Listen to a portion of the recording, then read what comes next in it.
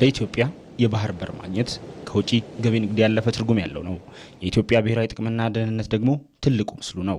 ቀይ ባህርን በሚመለከት በተደጋጋሚ አንስቻለሁ።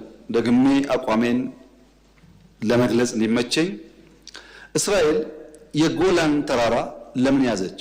እስራኤል የጎላን ተራራ ያዘችው ለናሽናል ሴኩሪቲ፣ ለህልውናዬ፣ ለኤግዚስተንሲ ችግር ያጋጥመኛል ብላ ስላመነች ነው። ኢትዮጵያ የባህር አክሰስ አያስፈልጋትም ብሎ የሚያምን አይገባትም ብሎ የሚያምን ሰው አንድ ተፈጥሯዊ ህግ የሳተ ይመስለኛል። ከምጽዋ ጫፍ እስከ ሞቃዲሾ ጫፍ 5000 ኪሎ ሜትር ነው። በጣም ትርፍ ነው። ካለነው አካባቢ በላይ ነው ጥቅሙ። ከ5000 ውስጥ 130 ሚሊዮን ህዝብ ያላት ኢትዮጵያ የጠየቀችው ግን 50 ኪሎ ሜትር ነው። ይሄ ፍትህ ካልሆነ ዓለም ላይ ፍትህ የለም ማለት ነው።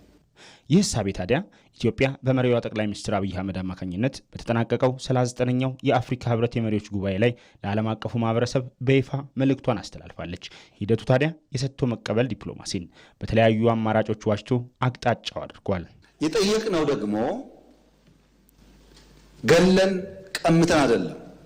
የፈለገ ሰው በአፍሪካ ትልቁ ግድብ የኢትዮጵያ ግድብ ነው። ክብር ምስጋና የኢትዮጵያ ህዝብ ይግባና ትልቁን ግድብ ገምቶልናል። ከዛ 15-20% ሼር ወስዶ ለኢትዮጵያ አክሰስ መስጠት ይቻላል፣ በቢዝነስ ህግ ማለት ነው። የለም ግድብ ከበደኝ ከተባለ በአፍሪካ አንደኛው የአየር መንገድ የኢትዮጵያ አየር መንገድ 5-10-20% ተወስዶ አክሰስ መስጠት ይቻላል። ያ ካሁንስ ሊዝ ይቻላል። ያ ካሁንስ የላንድ ስዋፕ ይቻላል። በሰላም በንግግር ይቻላል እና በስምምነት በገበያ ህግ ሳንጠፋፋ አብረን ለማደግ በድርድር እንፍታው ነው። የምስራቅ አፍሪካ ሀገራት ብዙ ሀብቶችን ይጋራሉ። እነዚህ ሀብቶች ደግሞ አንዱን ጂኦግራፊያዊ እስረኛ ሌላውን ነጻ አድርጎ ሊቀጥል የሚችልበት አግባብ የለም። ከ130 ሚሊዮን በላይ ህዝብ ያላት ኢትዮጵያም ጥያቄዋ በጋራ እንልማ እንጂ ጥያችሁ ሊሄድ አይደለም።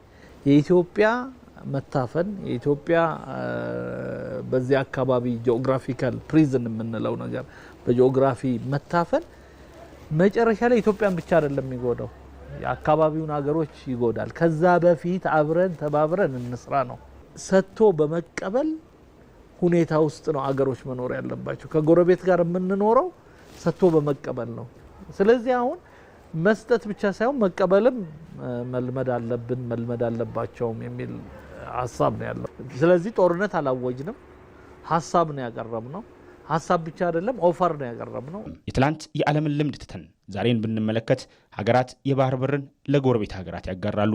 እንደ ኢትዮጵያ ሰጥቼ እንኳን ልቀበል ያላለችው ሞሮኮ ለመካከለኛው አፍሪካ ሀገራት የባህር በርን በነጻ ሰጥታለች።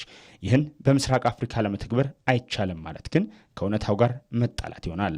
በሰሞኑ ሞሮኮ የሜዲትራኒያን መከፈት ብላ ለመካከለኛ አፍሪካ ሀገሮች እንዳሉ ማለት ነው በነጻ አክሰስ ቱ ዘሲ ሰጥታለች። ይህ አሁን ሞሮኮ ያደረገችው ለቡርኪና ፋሶ ለምናምን እነዚህ መካከለኛ አፍሪካ ያሉ አይደሉ? አሁን እንትን ኢኒሼቲቭ የሚሉት አለ አትላንቲክ ኢኒሼቲቭ ብለው አዲስ ሞሮኮዎች ለነዚህ ሀገሮች እዛ በሚገባ ወደ እነሱ ሀገሮች የሚሄደው የሚቆጣጠሩት የወደብ ቦታ ሰጥተዋል።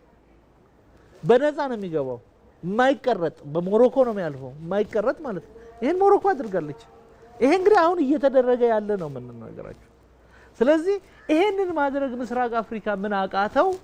ያለን የፖለቲካ ብስለታችን ያሳያል። ኢትዮጵያውያን ዛሬ ትላንት በስህተት ያጡትን የባህር በር ለማግኘት የማንንም ጥቅም ሳይጋፉና የጎረቤት ሀገራትን ሉዓላዊነት ሳይነኩ ነገር ግን የጂኦግራፊ ነጻነታቸውን ታሪክና እውነታን ጠርዘው በሰጥቶ መቀበል መርህ ምስራቅ አፍሪካን በሰለጠነ ፖለቲካ ለመቅዳት ጉዞ ጀምረዋል።